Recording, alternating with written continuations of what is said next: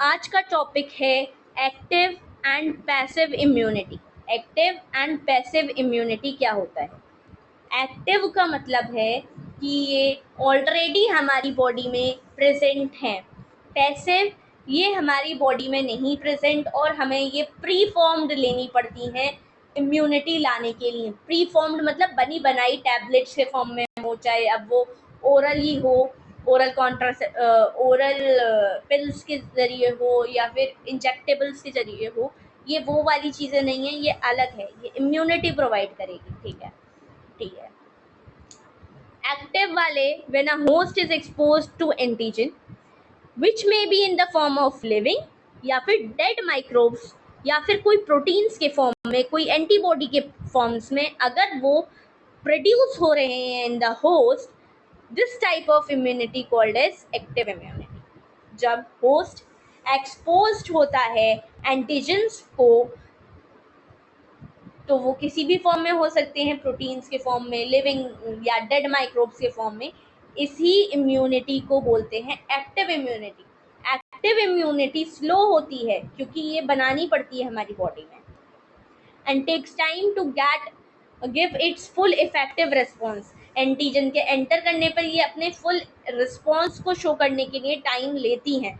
Injecting the microbes deliberately during immunisation, जब हम microbes को अपने अंदर इम्यूनिटी लेने के टाइम पे इंजेक्ट करते हैं, इन्फेक्शियस ऑर्गन को भी हम कभी कभी करते हैं। Gaining access into our body during natural infection induce active immunity. जब नेचुरल इन्फेक्शन के टाइम पे ये इम्यूनाइजेशन इंजेक्ट हो रहा है, इंड्यूस करता है active immunity. When a readymade antibodies are directly given to protect the body against foreign agents is called as the passive immunity.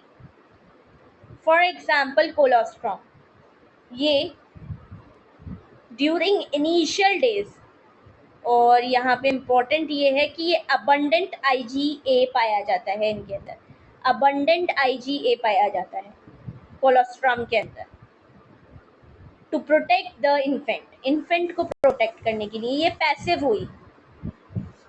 Passive हुई क्योंकि ये बनी मदर के अंदर बट गई किसके अंदर? इन्फेंट के अंदर। लेकिन इन्फेंट के लिए तो ये बनी बनाई चीज़ है ना, ऑलरेडी प्री फॉर्म्ड है। ठीक है, तो इसीलिए इसको पैसिव इम्यूनिटी में रखा गया है, और ये नेचुरली है तो नेचुरल पैसिव इम्यूनिटी इसे बोलेंगे। नाउ कुछ एंटीबॉडीज भी होती हैं at the time of through the placenta. तो ये जो रिसीव कर रहा है वो, ये इसमें IgG टाइप ज़्यादा रहता है, IgG टाइप ज़्यादा रहता है। कुछ एग्जाम्पल्स हैं ये पैसिव के। और एक्टिव इम्यूनिटी जो नेचुरली प्रेजेंट हो जाए बॉडी के अंदर, फॉर्म हो जाए, ऐसी इम्यूनिटी को बोलेंगे एक्टिव इम्यूनिटी। एक्टिव नेचुरल भी होती है, एक्टिव